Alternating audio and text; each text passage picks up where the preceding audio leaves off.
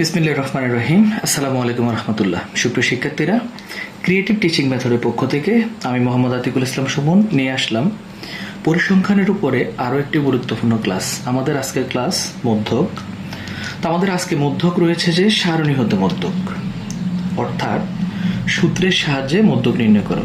এক্ষেত্রে শিক্ষার্থীদেরকে অবশ্যই সূত্রটা মুখস্থ রাখতে হবে, L plus N by two minus F C into H by F M. আরেকবার বলছি, L plus N by two minus F C into H by F M.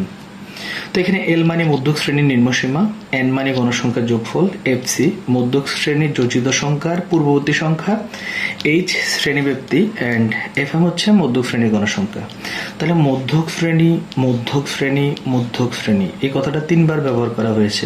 অর্থাৎ এই অঙ্কটা করতে গেলে মধ্যক শ্রেণী জানা বাধ্যতামূলক, অবশ্যই জানতে হবে। তো মধ্যক শ্রেণী কি আসলে? মোট গণসংখ্যাকে 2 দিয়ে ভাগ করে ভাগফল ক্রমযোজিত সারণীর যেই ঘরে থাকবে তাই মধ্যক শ্রেণী। আসেন আমরা শুরু করি, তাহলে মধ্যক শ্রেণী বুঝতে আমাদের জন্য সুবিধা হবে। দেখা যাক, তো শুরু করা যাক। আমরা প্রথমত অঙ্কটার মধ্যে শ্রেণী আছে তার সাহায্য নিব, অর্থাৎ 41 থেকে কত 50, তারপর 51 থেকে 60 অ্যান্ড 61 থেকে 70, 71 থেকে কত 80 আমরা নিলাম। তারপরে গণসংখ্যা, গণসংখ্যা আছে 5, তারপরে আছে 10, এরপরে 20, তারপরে 5। তো ক্রমযোজিত গণসংখ্যা আমরা কিভাবে করব? প্রথমত আমরা বেসিক আলোচনা করেছি, 5 বসে যাবে, এরপর 5-এর সাথে কত যোগ হবে? 10। তো 5 আর 10 যোগ হয়ে কত হলো? 15। এরপর 15-এর সাথে কত যোগ হবে? 20। 20 আর 15-তে কত? 35। এরপর 35-এর সাথে আবার কত যোগ? 5 সমান সমান কত হবে? 40। তাহলে n ইকুয়াল টু কত? 40। আমি আরেকবার বলে দিচ্ছি, প্রথম গণসংখ্যা বসে যাবে, তারপরে গণসংখ্যার সাথে ক্রমান্বয়ে পরবর্তী গণসংখ্যাগুলো কি হতে থাকবে? যোগ হতে থাকবে। অর্থাৎ 5 বসে গেল, 5-এর সাথে 10 যোগ হয়ে 15 হলো, আবার যোগফলের সাথে পরবর্তী গণসংখ্যা যোগ হবে, 15-এর সাথে 20 যোগ হয়ে 35 হলো, আবার যোগফলের সাথে পরবর্তী গণসংখ্যা যোগ হবে, 35-এর সাথে 5 যোগ হয়ে 40 হলো। এভাবে মূলত আমরা কি করব? ক্রমযোজিত গণসংখ্যা করব। এবার আসেন আমরা আগে মধ্যক শ্রেণী নির্ণয় করি। তো আমরা লিখব এখানে n ভাগ 2, অর্থাৎ n এর মান কত? 40 ভাগ 2 সমান সমান কত? 20। বলেছে মোট গণসংখ্যাকে 2 দিয়ে ভাগ করতে। আমরা 2 দিয়ে ভাগ করেছি, 20 পেয়েছি। ভাগফল 20 পেয়েছি। 20 যোজিত সারণী যে ঘরে থাকে, তাহলে 20কে ক্রমযোজিত সারণী খুঁজতে হবে। 5-এর ভিতরে নিঃসন্দেহে 20 সংখ্যা পাওয়া যাবে না, 15-এর ভিতরে 20 সংখ্যা পাওয়া যাবে না, 35-এর ভিতরে অবশ্যই 20 পাওয়া যাবে। অর্থাৎ যেই ঘরে পাওয়া যাবে ওই শ্রেণীর নাম মধ্যক শ্রেণী। তাহলে 20 35-এর ভিতরে আছে, সুতরাং 61 to 70 আমাদের মধ্যক শ্রেণী। তাহলে যা কত? 61 থেকে 70 শ্রেণীতে কি আছে বা বিদ্যমান, যাই লেখেন।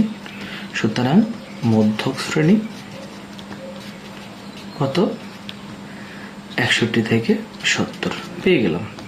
এখন সুতরাং মধ্যক, তাহলে আমরা মধ্যক ব্যবহার করব। মধ্যকের সূত্র L plus N by two minus F C into H by F M. এবার মান বসাবো। এল এর মান বলতেছে যে কি? মধ্যক শ্রেণীর নিম্নসীমা। তাই মধ্যক শ্রেণীর নিম্নসীমা কত? মধ্যক শ্রেণী 61 থেকে 70, নিম্ন মানে ছোটটা, তাহলে 61 প্লাস n বাই টু। আমরা এখানে n বাই টু কাজ করেছি, এর মান কত? 20। আমরা 20 বসে দিব। n বাই টুর কাজ করে আমরা 20 পেয়েছি, বসাই দিলাম। Minus FC. এফসি কি বলেছে? এফসি হচ্ছে মধ্যক শ্রেণীর যোজিত সংখ্যার পূর্ববর্তী সংখ্যা। তাহলে মধ্যক শ্রেণী এ হচ্ছে তার যোজিত সংখ্যা, তার পূর্বে কত? 15। তো আমরা পূর্ববর্তী সংখ্যা 15 নিলাম। এইচ শ্রেণীব্যাপ্তি 41 থেকে 50, শ্রেণীব্যাপ্তি 10। আর এফ এম হচ্ছে যে কি? মধ্যক শ্রেণীর গণসংখ্যা। তাহলে এই হচ্ছে মধ্যক শ্রেণী, তার গণসংখ্যা কত? 20। আমরা 20 লিখব।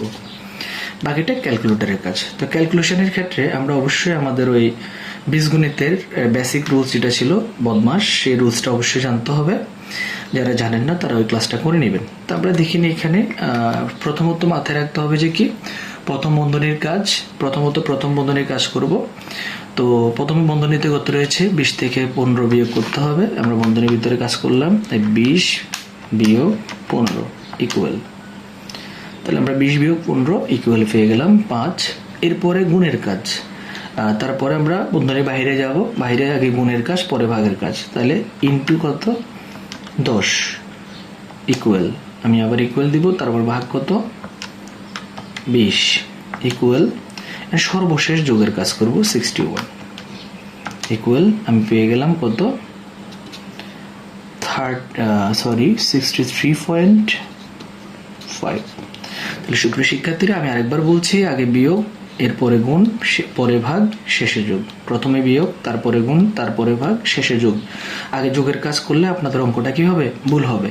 তা আমি আবার দেখিয়ে দিচ্ছি, 20 বিয়োগ কত 15 গুণ 10 ভাগ 20 এন্ড সর্বশেষ যোগ 61। তাহলে 63.5। এই হলো যে আমাদের মোটামুটি মধ্যক নিয়ে ক্লাস। আশা করি আমার শিক্ষার্থীরা অত্যন্ত মনোযোগ সহকারে বুঝতে পেরেছেন। এই অঙ্কটা বেশি আসবে পরীক্ষায়, তাই ভালো করে মনোযোগ সহকারে এটা করবেন। ধন্যবাদ সাথে থাকার জন্য। আল্লাহ হাফেজ। আসসালামু আলাইকুম ওয়া রাহমাতুল্লাহ।